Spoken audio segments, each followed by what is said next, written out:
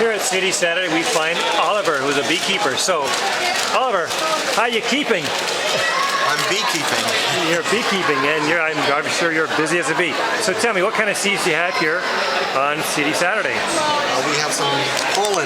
This is seeds to eat, bee pollen. Sweet bee pollen seeds. Oh, very nice. So, how it's collected is the bee has hair on her body, and as she approaches the flower, an electrostatic charge happens, and so she attracts the pollen dust to her body. Then she uses honey from her honey sac. She takes out with her legs, and then she'll comb the hair of her body, and then she'll make a pollen pellet, as you see here, the pollen pellet. And this is called sticky pollen. She sticks these pollen pellets in her pollen baskets and flies back to the hive. And at the hive we put a pollen trap at the entrance, so she wiggles through and some of the bee pollen falls down in the trap, and the rest she takes with her to feed the baby bees. It's a great source of vitamins and protein for the bee pollen. We collect the bee pollen and then we distribute it and people eat it. It's an excellent source of energy. In Chinese medicine, it represents the yang or the masculine principle from the hive.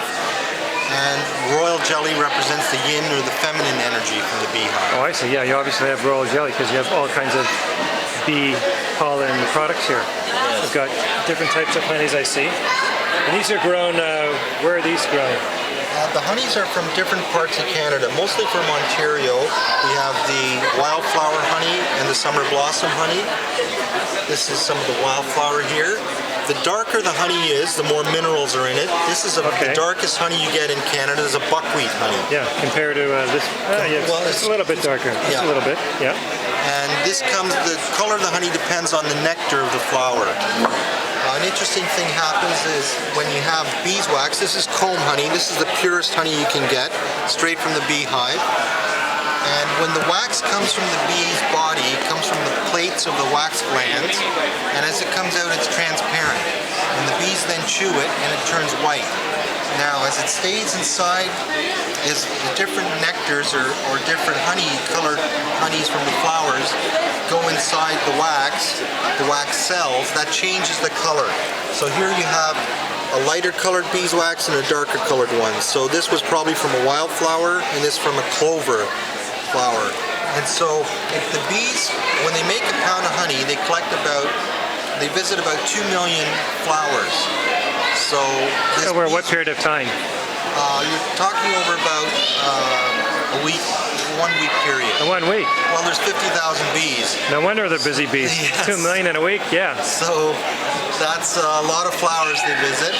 And then what that makes is that the beeswax is impregnated with literally this amazing bouquet from millions of flowers, or tiny, tiny little petals of the flowers, of a scent and perfume of nature. So when you burn the beeswax candle, you release this beautiful, intoxicating scent of the bounty of nature right in your home. So that's why beeswax candles are so special for purifying the atmosphere and for all the ions they release and for your health. And they're excellent. And the flame of the beeswax candle is as close as you can get to sunlight, to pure sunlight. So that's why it's very special, beeswax candles. Okay, so if I want to be more understanding, or if I want to be more informative of these products, your website is? www.thebeeshop.net. Thank you for being so busy.